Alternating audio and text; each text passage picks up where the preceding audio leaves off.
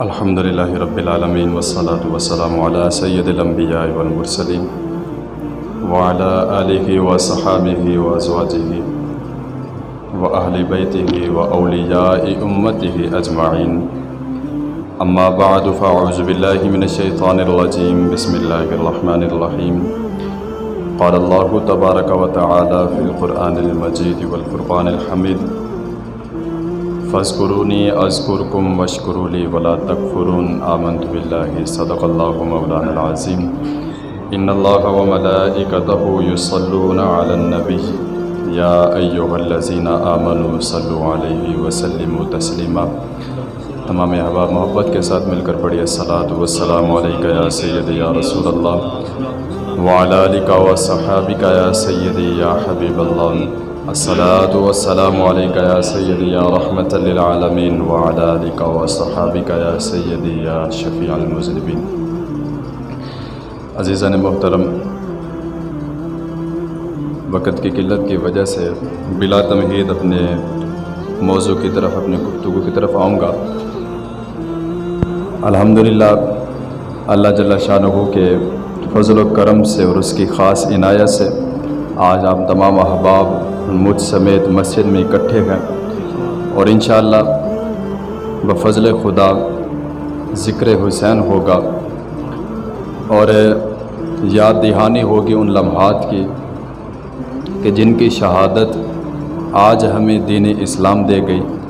جن کی شہادت ہمیں اللہ رب العزت کی پہچان عطا کر گئی، اور جن کی شہادت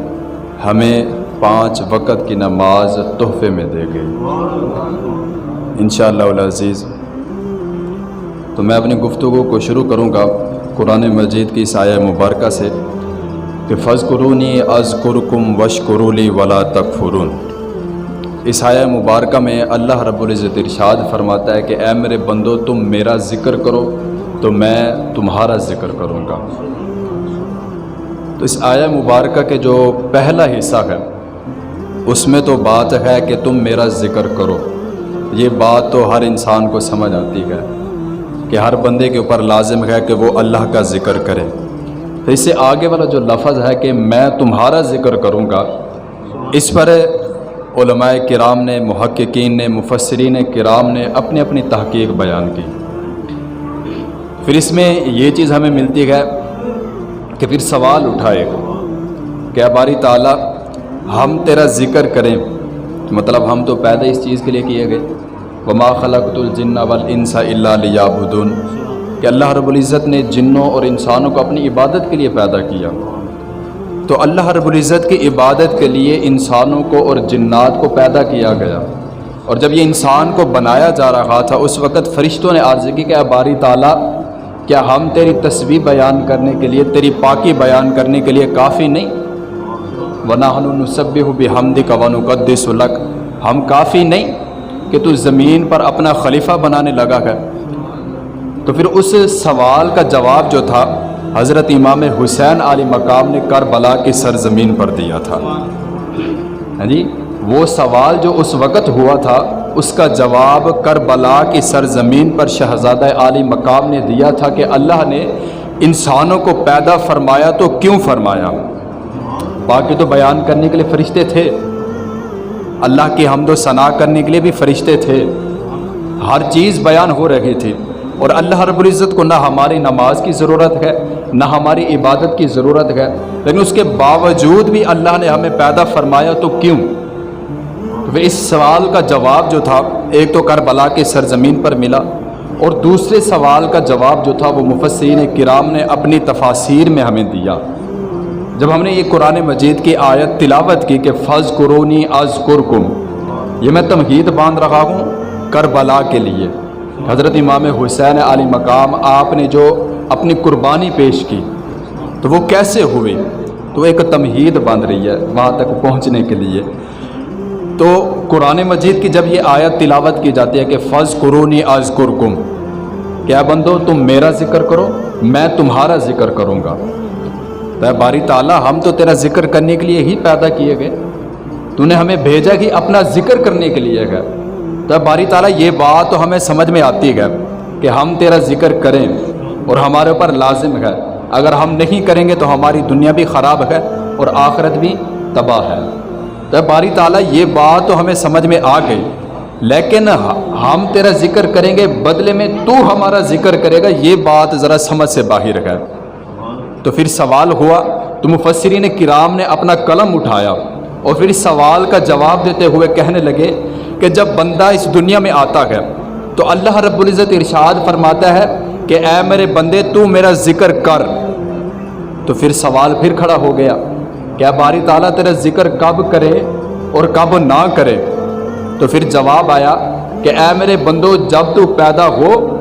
مرنے تک یہ ہے تیرا ٹائم پیریڈ، اس میں تو نے میرا ذکر کرنا ہے. مطلب کہ جب بندہ زندہ ہے، زندہ ہونے سے مرنے تک.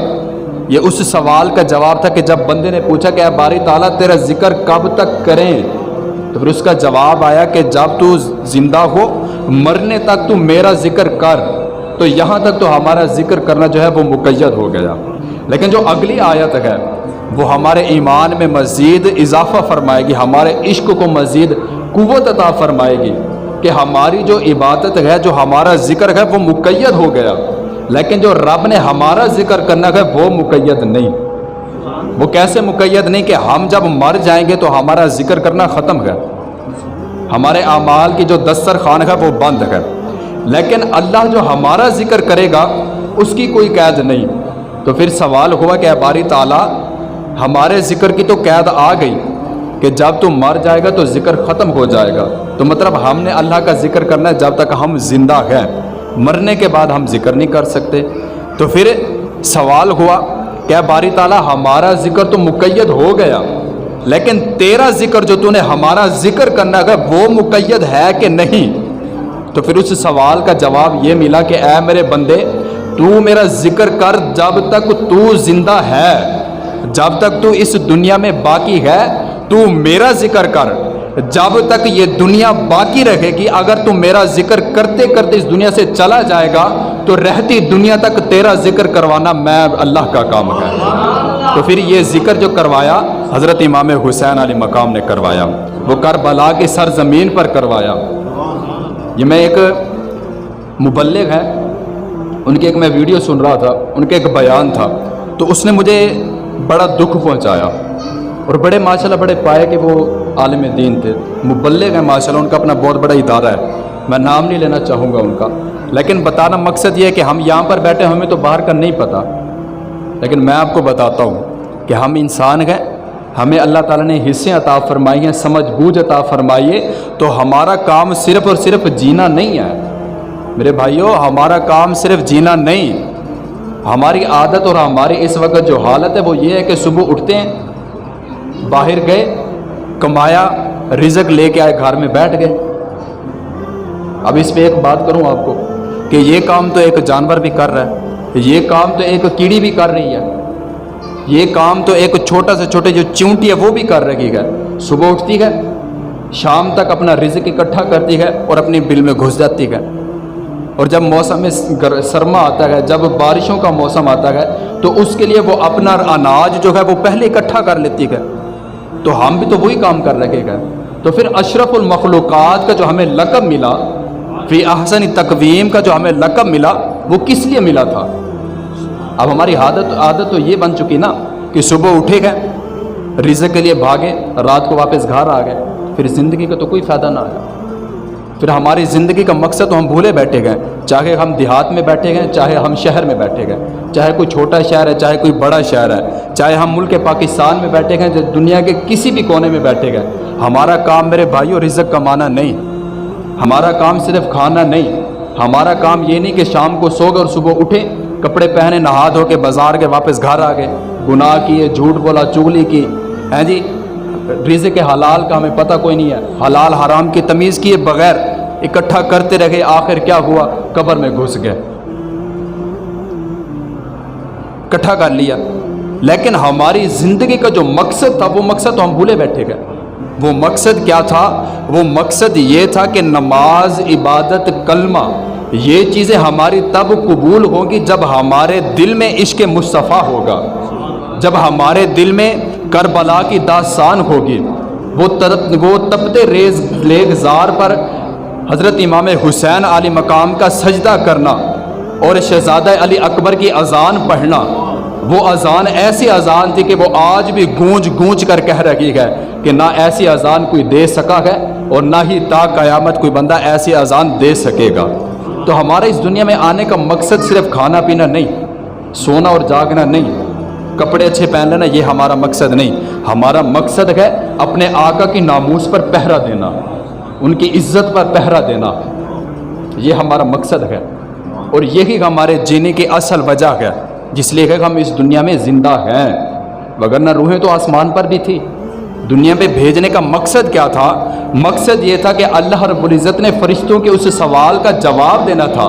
کہ تم کہہ رہے ہو کہ اے باری تعالیٰ تم اپنا زمین پر خلیفہ کیوں بھیج رہے ہو، ہم کافی نہیں؟ پھر اس کا جواب کربلا کی سرزمین پر ملا۔ لیکن اس سے پہلے میں آپ کو بتاتا چلوں، اللہ رب العزت کے فرمان کے مطابق اپنی زندگی کو گزارنا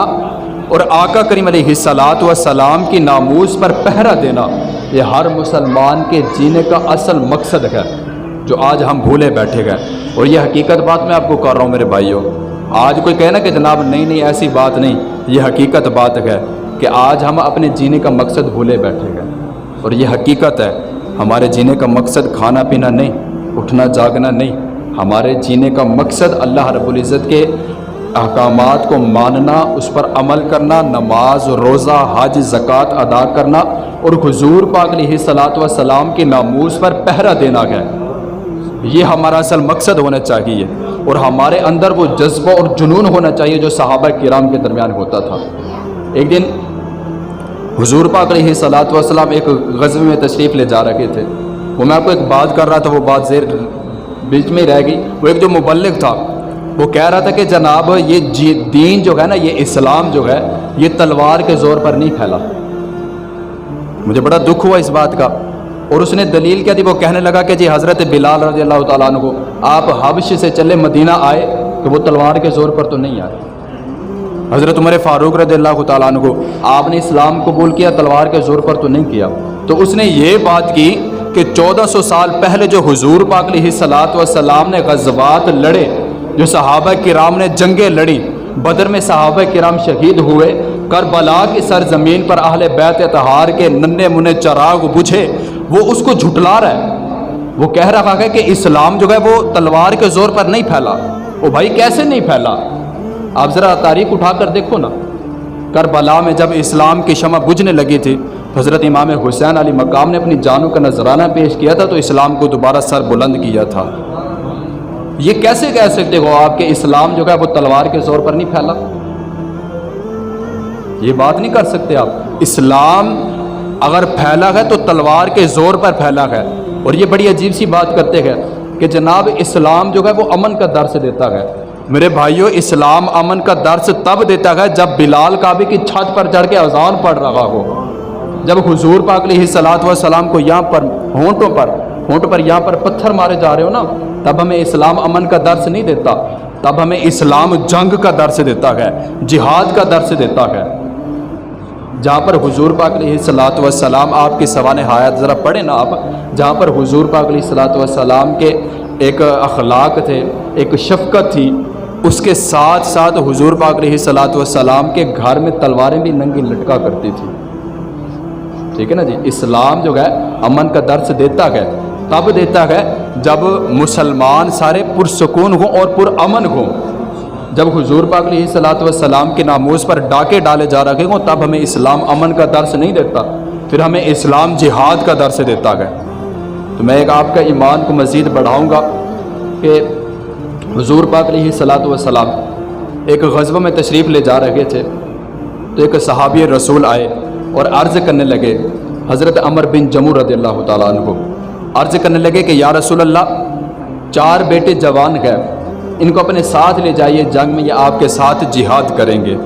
تو حضور پاک علیہ الصلاۃ والسلام نے قبول فرمائے۔ تو پھر وہ جو صحابی رسول تھے حضرت عمر بن جموح رضی اللہ تعالیٰ عنہ، انہوں نے پھر خود بھی زرہ باندھی اور جنگ کے لیے جو ایک لباس ہوتا تھا وہ زیب تن فرمایا،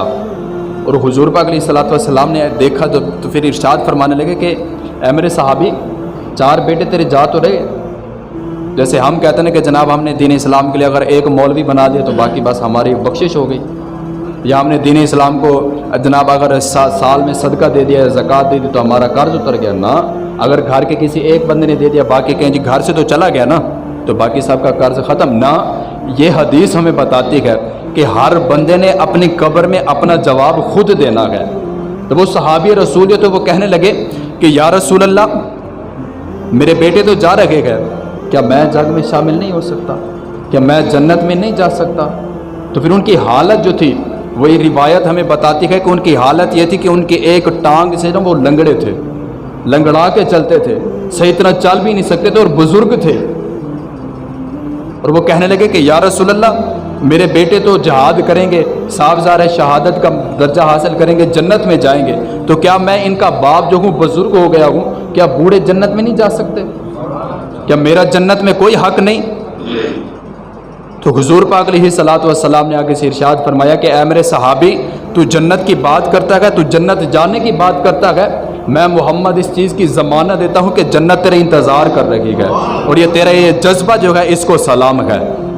اور وہ تو ایک لنگڑے صحابی ہیں بھائی، اور ان کا جذبہ ایمانی دیکھیں کہ حضور پاک علیہ الصلوۃ والسلام کی ناموس پر اپنے بچے تو قربان کر رکھے گئے، بلکہ خود بھی ساتھ جا رکھے گئے، جنگ لڑ نہیں سکتے لیکن پھر بھی ساتھ جا رکھے گئے، اور ہم تو ہٹے کٹے بیٹھے ہوئے ہیں، صحیح سلامت ہمارا وجود ہے، لیکن آج ہمارے نبی کی شان میں گستاخیاں ہو رکھی گئے، اور افسوس ہوتا ہے اس بات پر کہ ہم سکون سے بیٹھے ہوئے گئے، ہمیں پرواہ نہیں ہے اس بات کی۔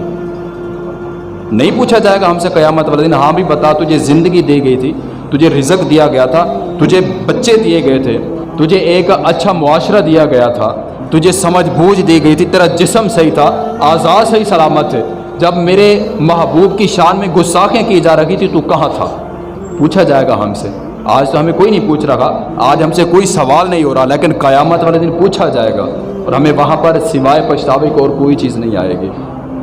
اور یہ ایک حدیث میں پڑھ رہا تھا میرے بھائیوں، میں تو خوف سے رونے لگ گیا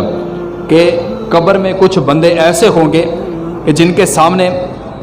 جب یہ سوال ہوگا کہ تیرا رب کون ہے، تیرا دین کون سا ہے، اور حضور پاک علیہ الصلوۃ والسلام کے بارے میں جب پوچھا جائے گا تو وہ بدبخت ایسے کچھ بندے ہوں گے، مسلمان ہوں گے، نمازیں بھی پڑھتے ہوں گے، لیکن جب ان سے پوچھا جائے گا ہاں بھی بتا یہ جو بندہ سامنے ہے حضور پاک علیہ الصلوۃ والسلام کا چہرہ انور سامنے ہوگا، تو پوچھا جائے گا بتا یہ کون ہے، تو وہ جو بندے ہوں گے جو بے حس ہوں گے، جیسے آج ہم ہو چکے ہیں، ہمیں حضور پاک علیہ الصلوۃ والسلام کی ناموس کا کوئی پتہ نہیں ہے، اور ہم سکون سے بیٹھے ہوئے ہیں، ہمارے جیسے بندوں کی حالت قبر میں یہ ہوگی جب ان کے سامنے نام لیا جائے گا، بھائی یہ جو ہے نا یہ تیری بخشش کا ذریعہ ہے، یہ محمد ہے، ان کا نام لے تیری بخشش ہو جائے گی، لیکن وہ بندہ کہے گا وائے ناکامی، مجھے ان کا نام ہی نہیں آ رہا، میں تو ان کو جانتا ہی نہیں۔ تو ہمارے جیسا جو بندہ ہوگا اس کی حالت یہ ہوگی۔ میرے بھائیوں بچو اس چیز سے، وہ بار بار فرشتے کہیں گے نا بھائی یہ حضور پاک علیہ الصلوۃ والسلام کی ذات بابرکات ہے، ان کا نام لے تیری بخشش ہو جائے گی، تیری جان چھوٹ جائے گی، لیکن اس کے تو نامہ اعمال میں ایسا کوئی عمل ہی نہیں ہوگا، وہ تو کہے گا تو میں تو اس کو جانتا نہیں، بار بار کہنے کے باوجود بھی وہ کہے گا میں تو نہیں جانتا۔ پھر ہماری حالت نہ ایسی ہو جائے، ذرا ڈرو اس چیز سے، بچو اس چیز سے، اور اپنے اندر وہ جذبہ، وہ صحابہ کرام والا عشق لاؤ اپنے اندر کہ حضور پاک علیہ الصلوۃ والسلام کی ناموس پر پہرا دینے کے لیے ہم حاضر ہیں۔ ایک صحابیہ تھی، اسلام قبول کرنے سے پہلے شاعرہ تھی، وہ بہت بڑی شعر لکھا کرتی تھی، اور پورے عرب میں مشہور تھی وہ، کہ جب بھی وہ شعر لکھتی تھی اور ان کے شعر جو تھے اتنا مشہور تھے، اتنا پذیرائی ان کو حاصل تھی کہ جب بھی کہاں پر کوئی فوتگی ہو جاتی، کہیں پر کوئی کسی کا بندہ کوئی فوت ہو جاتا، تو ان کے گھروں میں اس صحابیہ کے جو شاعرہ تھی، اسلام قبول کرنے سے پہلے جو انہوں نے شعر لکھے تھے، وہ شعر وہاں پر ماتم کے ذریعے، مطلب ماتم کے طور پر، جیسے ہم افسوس کے طور پر پڑھتے ہیں، وہ افسوس کے طور پر وہاں پر پڑھے جاتے تھے، اور ان کے اندر اتنا رقت ہوتی تھی کہ جتنا بھی وہاں پر بندے بیٹھے ہوتے تھے وہ سارے کے سارے دھاڑے مار کے روتے تھے، اتنا ان کا اندر جو ہے نا ایک اندر ان کے ایک جذبہ تھا۔ وہ جب بھی شعر لکھتی تھی اور ان کی کیفیت ایسی ہوتی تھی کہ شعر خود بولتا تھا کہ واقعی کسی بندے نے کوئی شعر لکھا ہے۔ تو یہ اسلام قبول کرنے سے پہلے ان کی ایک جناب یہ حالت تھی کہ ان کا ایک بھائی فوت ہوا،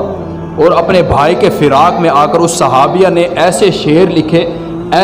لکھے کہ عرب میں وہ اتنا مقبول ہوئے کہ ہر فوتگی والے گھر میں وہ پڑھے جانے لگے۔ وہ اتنا اپنے بھائی سے، مطلب بتانے کا مقصد یہ تھا، وہ اپنے بھائی سے اتنا محبت کر رہی تھی۔ یہ محبت کا عالم تھا کہ اس کا بھائی دنیا سے چلا گیا، اور اس کے فراق میں آ کر اس کی بہن نے، جو شاعرہ تھی، عرب کے اس میں رہتی تھی جو قبیلے میں، تو انہوں نے وہ شعر لکھے اور بڑے مقبول ہوئے۔ ایک دن کیا ہوا کہ اس کے دل میں جذبہ ایمانی جاگا، اس نے اسلام قبول کر لیا۔ اسلام قبول کرنے کے بعد یہ ادھر سے انہوں نے اسلام قبول کیا، اگلے دن اعلان ہو گیا، حضور پاک علیہ الصلوۃ والسلام نے اعلان فرما دیا کہ اپنے نوجوان بچوں کو جنگی دستے کے لیے تیار کریں، جنگ پہ جائیں گے وہ۔ تو جیسے ہماری عادت ہے یہاں پر کوئی اعلان ہو جائے کہ جناب آج کوئی فلانا بندہ آ رہا ہے، یا ہمارے ادھر گاؤں میں جناب آج ایسے ایک موزی سے ایک قسم کا کام چل رہا ہے کہ جناب آج فلاں جگہ پہ آپ کو جناب کرونا سے بچنے کے لیے کوئی چیز لگائی جا رہی ہے، تو سارے بندے اکٹھے ہو جاتے ہیں کہ یار آپ کیا کریں، نہیں یار ہم تو جائیں گے، فلاں بندہ نہیں جائے، مطلب تبصرے شروع ہو جاتے ہیں۔ ویسے ہی جب وہاں پر اعلان ہوا کہ جنگ کے لیے اپنے بچے تیار کریں، تو سب جو ہے نا اکٹھی ہو گئی، عورتیں اپنے گھروں میں اور نوجوان باہر اکٹھے ہو گئے۔ سب نے جناب باتیں شروع کر دی کہ ہم تو اپنے بچے بھیجیں گے، لیکن وہ جو ایک صحابیہ جس نے ابھی اسلام قبول کیا گیا، وہ اپنے بچے نہیں بھیجے گی، کیونکہ وہ تو اپنے بھائی کے فراق میں اتنا تڑپی تھی کہ ایسے شعر لکھے تھے کہ ابھی تک وہ مقبول زمانہ گئے، تو اپنے بچے کیسے بھیج سکتے، وہ تو بھائی سے اتنا محبت تھی۔ تو وہ جتنا بھی عورتیں بات چیت کر رہی تھی اس صحابیہ کے بارے میں، تو کیا دیکھا کہ صبح سورج نکلتے ہی سب سے پہلے چوک میں وہی صحابیہ اپنے چاروں کے چار بچے لے کر کھڑی ہوئی تھی، اور صحابی جتنا بھی تھے انہوں نے دیکھا کہ ماشاءاللہ بڑا جذبہ ہے، تو انہوں نے کہا کہ ٹھیک ہے، ہو سکتا ہے کہ یہ اپنے بچے بھیجے، لیکن یہ ان کے فراق میں روئے گی بہت زیادہ، تڑپے کی بہت زیادہ۔ لیکن وہ جو تھی صحابیہ، اس کے دل میں اتنا ایمان جو ہے نا حلاوت مار رہا تھا، ٹھاٹھے مار رہا تھا کہ وہ اپنے بچوں کو کل تک جو اپنے بھائی کے فراق میں اتنا اداس ہوئی کہ شعر لکھ ڈالے، آج اپنے بچوں کو خود تیار کر کے جنگ میں بھیج رکھی گئے، اور کہہ کیا رکھی گئے کہ اے میرے بچوں، تمہارا باپ جو ہے تمہارے بچپن میں ہی چلا گیا تھا، اور تمہیں میں نے اپنی چھاتی کا حلال خون پلایا ہے، حلال دودھ پلایا ہے، اور کبھی تمہارے منہ میں نے حرام کا لقمہ نہیں جانے دیا، میں نے اچھی پرورش کی ہے، اور آج میں خود یہ کہہ رہی ہوں کہ حضور پاک علیہ الصلوۃ والسلام کی ناموس پر پہرا دینا ہے، جب دشمن ادھر سے تیر برسائیں تو حضور پاک علیہ الصلوۃ والسلام کی طرف آنے والا ہر تیر تمہارے سینے پر لگنا چاہیے۔ یہ ان کا خطبہ تھا جو اپنے بچوں کو دے رہی تھی، اور جتنا بھی صحابی تھے سارے حیران ہوئے کہ کل تو اس عورت کا عالم یہ تھا، اور ایک دن میں ہی اسلام نے ایسا جادو کیا، اسلام کا ایسا عشق آیا، ایسا جذبہ آیا کہ آج اپنے چاروں کے چار بچے بھیج رکھی گئے اور خطبہ اس طرح کا دے رکھی گئے۔ اور پھر جب جنگ سے واپسی ہوئی، پورے عرب میں اعلان ہو گیا کہ حضور پاک علیہ الصلوۃ والسلام نے جو دستہ بھیجا تھا وہ واپس آ گیا۔ تو وہ جو ماں تھی، ماں کا جگرہ کتنا ہوتا ہے، اپنے بچے سے کتنا پیار کرتی ہے۔ آج قاری صاحب ایک سوٹی مار دیں تو ماں جناب پورا جلوس لے کے آ جاتی ہے، جی آپ نے میرے بچے کو کیوں مارا ہے، اس کا نشان پڑ گیا ہے۔ ماں اتنا پیار کرتی ہے بچوں سے، لیکن ایک وہ بھی ماں تھی اور اس کے جذبے کو کروڑ خاص سلام ہے۔ وہ جب انہوں نے سنا نا کہ حضور پاک علیہ الصلوۃ والسلام واپس آ گئے اور جنگی دستہ واپس آ گیا ہے، تو وہ پہنچی تو حضور پاک علیہ الصلوۃ والسلام نے ان کو دیکھا تو پھر بتانے لگے کہ تمہارے بیٹوں کے ساتھ کیا ہوا، لیکن ان کو کوئی پرواہ نہ تھی۔ وہ پوچھنے آئی تھی کہ یا رسول اللہ، آپ تو ٹھیک ٹھاک ہیں، آپ تو صحیح سلامت گئے، آپ کو تو کوئی نقصان نہیں پہنچا۔ تو پھر وہ کہنے لگی کہ یا رسول اللہ، میں تو یہ دریافت کرنے آئی تھی کہ آپ کی حالت کیسی ہے۔ تو یہ پوچھتے ہی پوچھتے حضور پاک علیہ الصلوۃ والسلام نے خود ارشاد فرمایا کہ اے میری صحابیہ، تیرے چاروں کے چار بچوں کی قربانی آج اسلام نے قبول کر لی ہے، تیرے چاروں کے چار بچے آج دین اسلام پر قربان ہو گئے ہیں۔ تو انہوں نے دکھ نہیں کیا اور افسوس نہیں کیا، بلکہ پوچھنے لگی کہ یا رسول اللہ، مجھے یہ بتائیں اگر یہ معاملہ ہوا تو میں مانوں گی کہ میرے بچوں نے میری لاج رکھی، میری چھاتی کا جو دودھ تھا وہ حلال ہوا۔ وہ بات کیا تھی کہ یا رسول اللہ، مجھے ذرا یہ بتائیں کہ میرے بچوں کے سینے پر ہی سارے وار تھے کہ پیٹھ پیچھے بھی کوئی وار تھا؟ تو حضور پاک علیہ الصلوۃ والسلام نے ارشاد فرمایا نہیں، جتنا بھی وار تھے سارے کے سارے سینے پر تھے، پیٹھ پیچھے کوئی نہ تھا، کیونکہ ماں نے کہہ کر بھیجا تھا کہ بچوں، हुजूर पाक अलैहिस्सलाम की नामूस पर पहरा देना है और बुज़दिलों की तरह भागना नहीं। पीठ पीछे कोई वार ना हो, अगर एक भी वार पीठ पे हुआ तो मैं अपना खून तुम्हें माफ़ नहीं करूँगी, मैं अपना दूध नहीं माफ़ करूँगी। तो हुजूर पाक अलैहिस्सलाम ने इरशाद फरमाया कि ऐ सहाबिया तुझे मुबारक हो, तेरे चारों के चार बच्चे आज इस्लाम पर कुर्बान हो गए और चारों के चार बच्चे सीने पर तीर खाते रहे। फिर इससे भी बड़ी बात, सारे सहाबा किराम बैठे थे तो उन्होंने कहा कि अभी ये बात हुई है तो ये तड़पेगी, ये रोएगी, ये चिल्लाएगी। तो फिर जब उन्होंने ये बात दिल में सोची तो वो सहाबी आगे से बोल पड़ी, वो कहने लगी कि या रसूलल्लाह यही तो दुख है, या रसूलल्लाह यही तो दुख है कि मेरे चारों के चार बेटे आज शहीद हो गए। तो सहाबा किराम सारे कहने लगे देखो अब ये फिर वही काम करेगी, अब ये फिर शेर लिखेगी और फिर ये वही रोना रोएगी कि मेरा जैसे भाई फौत हुआ था आज मेरे बच्चे भी इस दुनिया से चले गए। लेकिन यहाँ पर मंजर कुछ अलग था, यहाँ पर माहौल बदल चुका था। पहले वो दीन कबूल करने से पहले की बात थी, अब ये दीन इस्लाम कबूल करने के बाद की बात थी। वो सहाबिया का जज्बा था, वो कहने लगी कि या रसूलल्लाह यही तो दुख है कि मेरे चार के चार बच्चे थे और चारों के चार आज दीन इस्लाम पर कुर्बान हो गए। मैं तो ये चाहती थी कि मेरे पास चार नहीं बल्कि 10 होते, मेरे पास 14 होते, मेरे पास 100 होते, मेरे पास 1000 होते तो मैं एक एक करके दीन इस्लाम पर कुर्बान करती जाती। तो अफसोस तो इसी बात का है कि मेरे पास सिर्फ 4 के 4 बच्चे थे। भाई दीन इस्लाम पर जब अपने आप को कुर्बान करोगे ना, जब हुजूर पाक अलैहिस्सलाम की नामूस पर पहरा देने के लिए अपने आप को आगे करोगे तो फिर दीन आपको कितना बड़े इनामात देगा, फिर आपको क्या तोहफे देगा। ये हज़रत उमर फ़ारूक रज़ियल्लाहु ताला अन्हु दीन इस्लाम कबूल करने से पहले की बात है। 6 ऊँट हुआ करते थे आपके पास, चराने जाते थे तो कभी कोई इधर भाग जाता, कभी कोई इधर भाग जाता। तो आपकी माँ जो थी वो आपको डांटती थी कि ए उमर इतना बड़ा हो गया है, तेरे से 6 ऊँट नहीं संभाले जाते। ये दीन इस्लाम कबूल करने से पहले का वाक़या था। जब दीन इस्लाम कबूल कर लिया, जब एक सहाबी के मर्तबे को पहुँचे, जब हुजूर पाक अलैहिस्सलाम के इश्क में जब गिरफ्तार हुए तो उसके बाद का आलम क्या था कि दीन इस्लाम ने इतना इज़्ज़त दी कि एक उमर था कि इस्लाम कबूल करने से पहले 6 ऊँट नहीं संभाल सकता था और इस्लाम कबूल करने के बाद 36 लाख मुरब्बा मील का मालिक अकेला उमर था। तो एक दिन क्या हुआ कि कादसिया में जब जंग हुई, वहाँ से साजो सामान जब मिला, वहाँ पर मुसलमानों को फतह हुई, तो वहाँ से सहाबा किराम ने जितना भी साजो सामान था और बड़े ऐसे कीमती कीमती सोने जवाहरात थे कि किसी को पता ही नहीं था। एक एक सुई के बराबर, एक एक तिनके के बराबर सहाबा किराम ने सारा का सारा जितना भी वहाँ से उनको माल फतह हुआ था सारा का सारा हज़रत सैयदना उमर फ़ारूक रज़ियल्लाहु ताला अन्हु को आपकी बारगाह में पहुँचवाया और साथ एक रुक्का लेकर भेजा कि अमीरुल मोमिनीन, जंग में हमें जितना भी माल मिला वो एक एक करके जितना भी हमारे पास था पूरी पासदारी के साथ हमने सारा का सारा माल आपकी बारगाह में पहुंचवाया है, सारा का सारा माल पहुंचवाया है।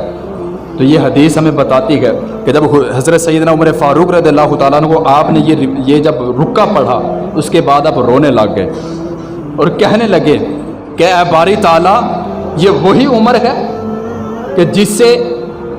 6 ऊँट नहीं संभाले जाते थे, लेकिन इस्लाम कबूल करने के बाद इस्लाम ने इतना बड़ा मर्तबा और मकाम दिया कि आज 36 लाख मुरब्बा मील का मालिक उमर बना बैठा है और किसी को जुर्रत नहीं है कि वो कोई गुनाह का सरजद हो जाए, गुनाह का इर्तिकाब करे, और किसी को ये भी जुर्रत नहीं है कि वो कोई हेर फेर कर जाए, कोई चोरी कर जाए। तो मैं तो रोता हूँ इस बात पर। तो पीछे हज़रत सैयदना अली उल मुर्तज़ा शेर खुदा आप खड़े थे, आपने कंधे पर हाथ मारा और कहने लगे कि ए उमर रोते क्यों हो। तो हज़रत सैयदना उमर फ़ारूक रज़ियल्लाहु ताला अन्हु आप फरमाने लगे कि मैं 6 ऊँट नहीं संभाल सकता था और आज मेरे खौफ का, मेरे दबदबे का आलम यह है कि कादिसिया में जंग फतह हुई और जितना भी साजो सामान था पूरी हिफाजत के साथ मेरे पास पहुंचा गया। तो मेरा तो ये मकाम ही नहीं था, मैं तो यहाँ पहुँच ही नहीं सकता था। तो इतना अच्छी और इतना दियानतदार मेरी रियाया बन गई है तो मैं शुक्र अदा करता हूँ। तो हज़रत सैयदना अली मुर्तज़ा आपने कंधे पर हाथ मारा और कहने लगे कि ए उमर क्यों ना हो, तेरी रियाया अमानतदार क्यों ना हो, दियानतदार क्यों ना हो, क्योंकि जो ऊपर हुक्मरान बैठा हुआ है वो भी तो दियानतदार है ना, वो भी तो दियानतदार है, वो भी तो अमानतदार है। اگر آج ہمارے ملک میں چوری چکاری بڑھ رہی ہے اس کی وجہ یہ ہے کہ ہمارے حکمران کرپٹ ہیں۔ آج اگر حضور پاک علیہ الصلوۃ والسلام کی ناموس پر ڈاکے ڈالے جا رہے ہیں، وہ بھائی مجھے بتاؤ نا کیا منہ دکھائیں گے ہم وہاں پر جا کر؟ ہمارے پاس ہے کوئی جواز اس بات کا؟ ہمارے پاس ہے یہ سند کہ ہم جب جنت کا دروازہ کھلا ہوگا نیکیاں بھی پوری ہیں، لیکن یہ نیکیاں تب کام آئیں گی جب ہمارے دل میں حضور پاک علیہ الصلوۃ والسلام کا عشق ہوگا۔ یہ نیکیاں تب کام آئیں گی جب اہل بیت اطہار کی محبت ہمارے دل میں ہوگی، وگرنہ یہ کلمہ پڑھنا، یہ نمازیں پڑھنا، یہ روزے رکھنا، یہ حج زکوٰۃ دینا، یہ کسی کام کا نہیں میرے بھائیوں۔ یہ نہ کہو کہ ہم یہاں پر بیٹھے ہوئے مسجد ہمیں مل گئی ہے، 5 وقت کی نماز پڑھ رہے ہیں، رات کو تہجد پڑھ رہے ہیں تو ہم جناب بری ذمہ ہو گئے نا۔ یہ شہادت گاہ الفت ہے، اور لوگ آسان سمجھتے ہیں مسلمان ہونا۔ مسلمان ہونا کوئی آسان بات نہیں ہے۔ اگر مسلمان ہوئے ہو تو ذہن میں اپنے دلوں میں یہ جذبہ رکھو کہ ہم نے شہادت کی موت مرنا ہے، اور صحابہ کرام والا جذبہ اپنے درمیان رکھو۔ آج پاکستان کی یہ جو آج کل کابینہ چل رہی ہے، یہ جو ماحول ہے پاکستان کا، یہ آپ کیا سمجھتے ہو کہ یہ ہمارے حکمرانوں کی وجہ سے ایسا ہو رہا ہے؟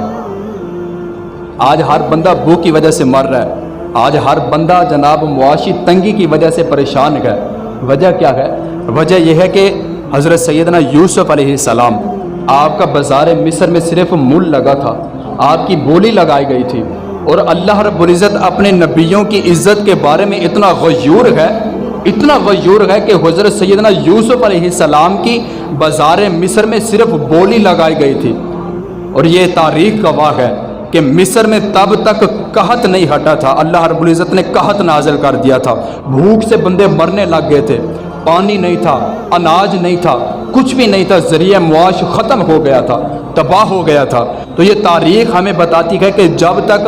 پیدا ہونا والا بچہ جو تھا، نو مولود بچہ، اپنی مائیں حضرت سیدنا یوسف علیہ السلام کے پیروں پر ڈال کر معافیاں نہیں مانگی، جب تک ان سے معافی نہیں مانگی گئی، جب تک توبہ نہیں کی گئی، اللہ رب العزت نے قحط نہیں ہٹایا تھا مصر سے۔ اور وہ تو حضرت سیدنا یوسف علیہ السلام تھے۔ یہاں پر تو حضور پاک علیہ الصلوۃ والسلام کی شان میں گستاخیاں ہو رہی ہے، پتہ ہے کسی کو؟ حضور پاک علیہ الصلوۃ والسلام کے خاکے بنائے جا رہے ہیں، اور ہم سکون سے بیٹھے ہوئے گئے۔ یہ قحط اس چیز کی وجہ سے آ رہا ہے، یہ تنگی جو ہے، یہ ہمارا معاشی جو یہ ماحول خراب ہو رہا ہے، ہمارا یہ جو آمد و رفت ہے یہ خراب ہو رہی ہے۔ وجہ کیا ہے کہ آج حضور پاک علیہ الصلوۃ والسلام کی ناموس پر پہرا دینے والے مسلمان جو ہے وہ بہت کمزور ہو چکے ہیں۔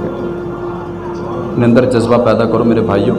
یہ حقیقت بات ہے۔ جب ہمارے درمیان یہ جذبہ اور یہ عشق پیدا ہوگا کہ خبردار کوئی بندہ حضور پاک علیہ الصلوۃ والسلام کی شان میں کوئی اونچ نیچ بھی کرے گا تو ہم اس کو کاٹ کر رکھ دیں گے۔ یہ حدیث موجود ہے کہ من سب نبی فاقتلوہ، کہ تا قیامت کوئی بھی بندہ حضور پاک علیہ الصلوۃ والسلام کی شان میں گستاخی کرے تو اس کو کاٹ کر رکھ دو۔ یہ حدیث ہمیں بتاتی ہے، یہ حکم دیتی ہے، اور اس کی زندہ مثال میں آپ کو دیتا چلوں۔ یہ ٹائم تو میرے پاس نہیں تھا، لیکن یہ تمہید اتنا بڑی ہے کہ یہ کربلا تک جا کے یہ قصہ ختم ہونا تھا، لیکن یہ جذبہ جب ہمارے درمیان پیدا ہو جائے گا تو ہم کربلا کے شہداء کا حق بھی ادا کر لیں گے، کربلا کے شہداء کا حق بھی ادا ہو جائے گا۔ بابا جی خادم حسین رضوی صاحب کا نام سنا آپ نے؟ میں ان کا شاگرد ہوں۔ انہوں نے جب حضور پاک علیہ الصلوۃ والسلام کی ناموس پر پہرا دینے کا جو جھنڈا بلند کیا نا، تو پھر آپ کے جنازے نے ہمیں بتایا کہ جب حضور پاک علیہ الصلوۃ والسلام کے ناموس پر پہرا دو گے تو ساری دنیا تمہارے قدم چومے گی۔ آج ہم مر جائیں تو 1 منٹ بعد 2 منٹ بعد ہمارے ناک میں ہمارے کانوں میں روئی ٹھونس دی جاتی ہے، وجہ کہ کانوں سے منہ سے رطوبت نکلے گی، منہ کو باندھ دیا جاتا ہے، منہ کھل جائے گا، ٹیڑھا ہو جائے گا، ہم 1 گھنٹہ بھی نہیں برداشت کر سکتے۔ لیکن وہ مرد مجاہد تھا، وہ امیر المجاہدین تھے، 3 دن تک آپ کی لاش آپ کے گھر میں رکھی رہی، اور یہ ہمیں حقیقت وہ 1 کروڑ کئی لاکھ جو وہاں پر بندے جنازہ پڑھنے آئے تھے، وہ مجمع ہمیں بتا رہا ہے کہ وہ محمد عربی کا چاہنے والا تھا۔ 3 دن آپ کا لاشا آپ کے گھر میں رکھا رہا، کوئی روئی نہیں ڈالی گئی ان کے ناک میں، کوئی ان کے کان میں روئی نہیں ڈالی گئی، نہ ہی ان کا منہ باندھا گیا، لیکن ان کا جو جسم تھا، ان کی جو لاش تھی وہ ہمیں بتا رہی تھی کہ اگر محمد عربی پر قربان ہو جاؤ گے تو پھر صلہ یہ ملے گا کہ آج میرا جو جسم ہے وہ گلاب کی پتیوں کو بھی شرما رہا ہے، پھر یہ ہمیں انعام ملے گا۔ بھائی حضور پاک علیہ الصلوۃ والسلام کے نام اپنی زندگی کر کے تو دیکھو، حضور پاک علیہ الصلوۃ والسلام کے ناموس پر پہرا دے کر تو دیکھو۔ آج نوجوانوں کو پتہ نہیں ہے کسی بات کا، اور محرم کا کیا آپ نے بیان سننا ہے؟ میں تو درد دل لے کر بات کرتا ہوں بھائی، درد دل لے کر۔ مجمع نہیں دیکھنا آپ نے یہ نہیں دیکھنا کون بیٹھا ہوا، آپ یہ دیکھیں کہ ہم کیسے بیٹھے ہوئے ہیں۔ محرم ہے نا، آپ بازاروں میں ذرا چکر لگائیں، باہر کی بات چھوڑیں۔ میں تو ابھی یہاں پہ آیا ہوں، میں 2-3 دفعہ بازار میں نکلا ہوں بھائی، میں تو حیران ہو گیا یار، یہ ہم مسلمان ہیں، نام کے مسلمان ہیں، محرم کا مہینہ چڑھا ہوا ہے اور کل 14 اگست ہے اور گانے چل رہے ہیں بازاروں میں۔ ہاں جی، رونا چاہیے اس بات پر، سوچنا چاہیے کہ یہ محرم الحرام کا مہینہ ہمارے لیے مذاق ہے۔ چھٹیاں آئیں اور ہم تو اتنا بے حس قوم ہے نا، ہمیں تو پرواہ ہی نہیں ہے کسی چیز کی کہ 10 محرم الحرام کو ہوا کیا تھا۔ ہم تو کیا کریں گے جب چھٹیاں آئیں گی ہماری؟ محرم میں چھٹیاں ملتی ہیں نا، سکولوں میں، دفتروں سے چھٹیاں ملتی ہے، دکانیں بند ہوتی ہیں 3 دن، تو ہماری جناب پہلے سے پلاننگ ہوتی ہے کہ ہم نے کیا کرنا ہے جناب، 3 چھٹیاں آ گئی ہیں، ایک ساتھ کیا کریں گے گھر میں بیٹھ کر جناب۔ کوئی اپنی بیوی بچوں کو لے کر جناب مری جا رہا ہے، کوئی باہر کے ملک جا رہا ہے، کوئی کہاں جا رہا ہے، کوئی کہاں جا رہا ہے۔ او بھائی تمہیں باہر جانے کی پڑی ہوئی ہے، تجھے یہ نہیں پتہ کہ 10 محرم الحرام کو ہوا کیا تھا؟ 10 محرم الحرام کو حضرت امام حسین علی مقام نے اپنی شہادت دی تھی، دین اسلام پر اپنے آپ کو قربان کیا تھا،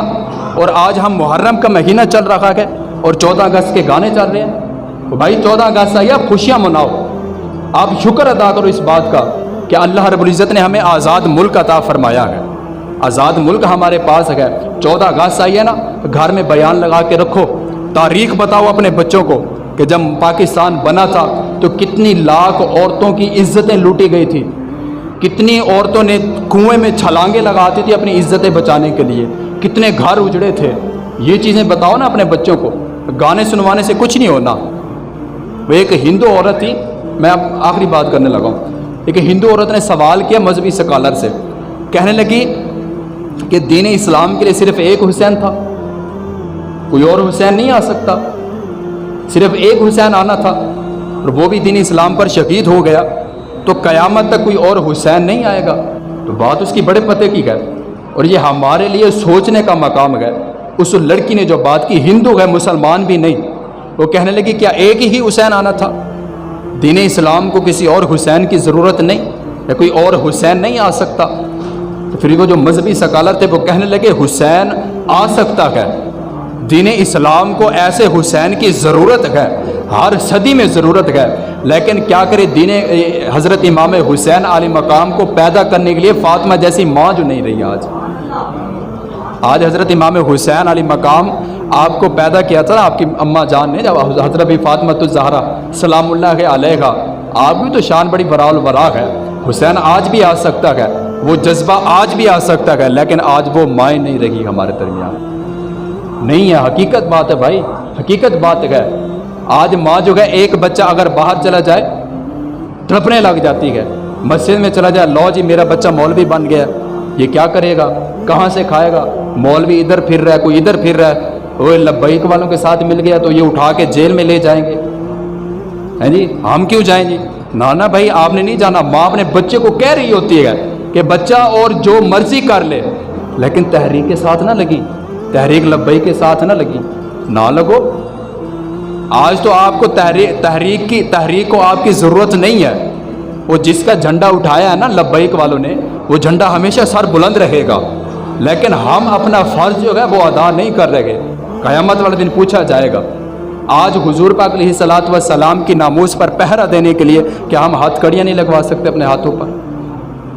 کیا ہم آج حضور پاک علیہ الصلوۃ والسلام کی ناموس پر پہرا دینے کے لیے جیل بھی نہیں کاٹ سکتے؟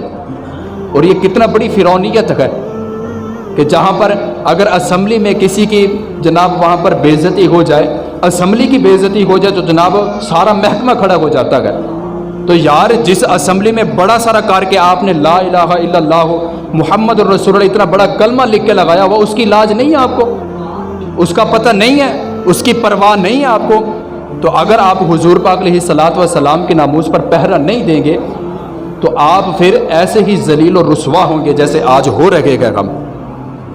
جب تک ہم حضور کی ناموس پر پہرا نہیں دیتے، جب تک ہمارے درمیان حضرت امام حسین علی مقام جیسا جذبہ نہیں آ جاتا، تب تک ہم مسلمان کہلوانے کے حقدار بھی نہیں ہیں۔ میں تو یہ کہتا ہوں، وہ کیا خوب کہا تھا کسی شاعر نے کہ وہ معزز تھے زمانے میں صاحب قرآن ہو کر، ہاں جی، وہ معزز تھے زمانے میں صاحب قرآن ہو کر، اور ہم ذلیل و رسوا ہوئے آج کے مسلمان ہو کر۔ کچھ بھی نہیں ہے ہمارے پاس، کچھ بچا ہے؟ بتاؤ تو صحیح۔ یہ نمازیں ٹوٹی پھوٹی قبول ہو جائیں تو فابی کا وگرنہ منہ پہ مار دی جائیں گی۔ اگر عشق محمدی کا ایک بھی ذرہ مل جائے گا تو ہر چیز قبول ہو جائے گی۔ اپنے اندر حضرت امام حسین علی مقام جیسا جذبہ پیدا کرو، حضور پاک علیہ الصلوۃ والسلام کی ناموس پر پہرا دینے کے لیے اپنے آپ کو ہمہ تن گوش رکھو، ہر وقت تیار رہو۔ آج اگر دیہات میں بیٹھے تو کوئی بات نہیں، اگر ہماری ضرورت پڑی اسلام کو تو ہم سب سے آگے کھڑے ہوں گے، سب سے آگے کھڑے ہوں گے۔ اللہ رب العزت ہم سب کو حضور پاک علیہ الصلوۃ والسلام کی ناموس پر پہرا دینے کی توفیق عطا فرمائے، اور محرم الحرام کا یہ جو مہینہ ہے اس کو اسلامی طریقے سے منانے کی توفیق عطا فرمائے، اور حضرت امام حسین علی مقام آپ کی قربانی، آپ کی شہادت کو سمجھنے کی ہم سب کو توفیق عطا فرمائے۔ وما علیہ الا البلاغ المبین۔ مصطفى منبع للصفا